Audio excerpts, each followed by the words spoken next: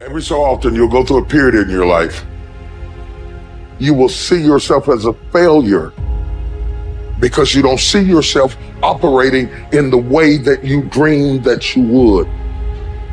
The pressure in your life right now has a purpose. It's not crushing you. It's pushing what's on the inside of you out. It shows you who you are.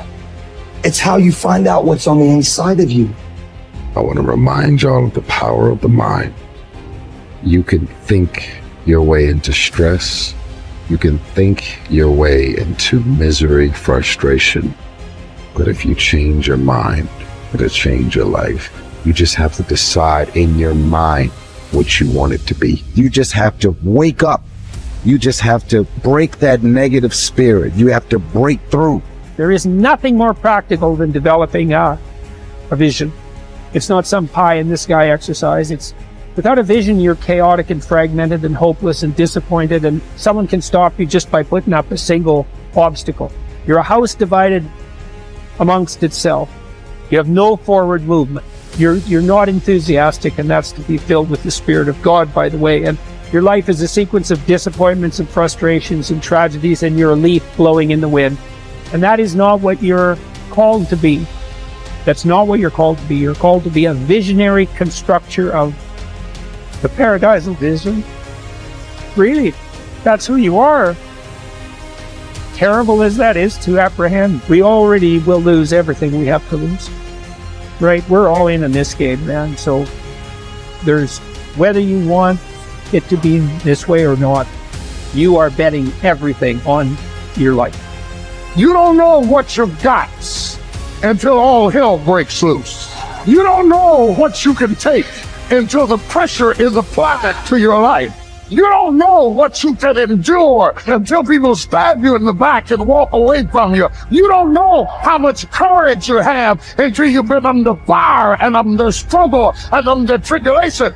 Just as nature takes every obstacle, every impediment, and works around it, turns it to its purposes, incorporates it into itself, so too, a rational being can turn each setback into raw material and use it to achieve its goal. It is the way people experience it that something becomes very tough or something becomes a joyful process.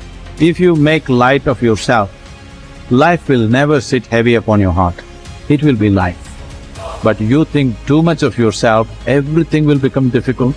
Sitting, standing, somebody looked at you like this, so much difficulty, isn't it? Somebody did not look at you, so much difficulty. This is because you have made yourself bigger than what you are. You have ideas about yourself, exaggerated ideas about yourself. If you become too serious about who you are, then everything becomes difficult. If you carry yourself lightly, then everything is with ease. There's two great words of antiquity everybody should learn. Here they are, one's positive and one's negative. Here's the positive word from antiquity. Behold. That's the positive word. Behold the possibilities, behold the opportunity, behold the future and give it design. Behold and look at the chances you've got. Behold, spring has come. Behold, the day has arrived and the sun is shining and the shadows are fleeing away. Behold, the next person you can meet might be your friend for life. Behold, the next person might be a colleague forever. Behold, that's the positive word, behold. Now, here's the negative word, beware. Beware of what you become in pursuit of what you want. Beware. All of our lives we have to deal with behold and beware. When a kid goes to school, it's behold the opportunity and beware the dangers, behold and beware. So beware of what you become, pursuing what you want. Some things I went for in the very beginning cost me too much. I got so obsessed with some things that I found out later the price was too big to pay. If I would have known better, I never would have paid. But sometimes we learn when? After. So don't become so obsessed with something that you lose your sense of reason or it costs you your friends. Don't be so obsessed with something that you compromise your virtues and your value. The story says Judas got the money. You say, well, that's a success story. No. It's true, 30 pieces of silver was a sizable sum of money, but it was not a success story. His name was Judas. Doesn't that ring a bell? It makes all the difference in the world. Judas got the money. Here's something interesting about the story of Judas. After he got the money, he was unhappy. Someone says, well, if you had a fortune in your hand, why would you be unhappy? And here's the key. He was not unhappy with the money. He was unhappy with himself.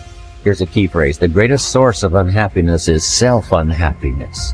It's not from outside the things that make us unhappy.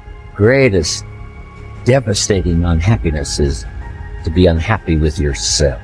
Now, a mild form of unhappiness is construct.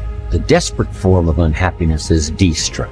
It's like worry. We should all worry a little, but not let it destroy our lives.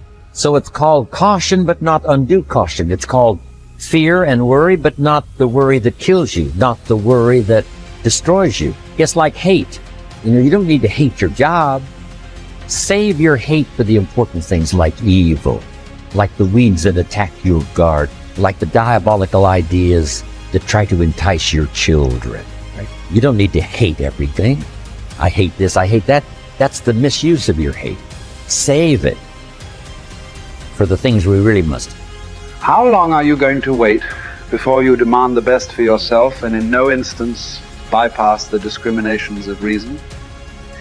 You have been given the principles that you ought to endorse, and you have endorsed them. What kind of teacher then are you still waiting for in order to refer your self-improvement to him? You are no longer a boy, but a full-grown man. If you are careless and lazy now and keep putting things off and always deferring the day after which you will attend to yourself, you will not notice that you are making no progress, but you will live and die as someone quite ordinary. From now on, then, resolve to live as a grown-up who is making progress, and make whatever you think best a law that you never set aside. And whenever you encounter anything that is difficult or pleasurable or highly or lowly regarded, remember that the contest is now. You are at the Olympic Games. You cannot wait any longer, and that your progress is wrecked or preserved by a single day in a single event. Success is both a journey and a destination, isn't it? It is both the steady, measured progress toward a goal and the achievement of a goal. Success is an accomplishment, whether it be great or small, and it's an understanding of the potential and power of an entire human life. Success is an awareness of value, and it's the cultivation of value through discipline.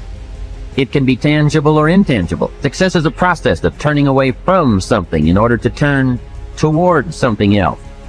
From no exercise to exercise, from candy to fruit, from not investing to investing. Success is responding to an invitation to change, to grow, to develop, to become, to move up to a better place with a better vantage point. But most of all, success is making your life what you want it to be. Considering all the possibilities, considering all the examples, what do you want for your life? That is the big question. Remember, success is not a set of standards from our culture, but rather a collection of personal values, clearly defined and ultimately achieved. Success is your better life for you, the design you give it, the dreams you accomplish. Making your life what you want it to be for you, that is success.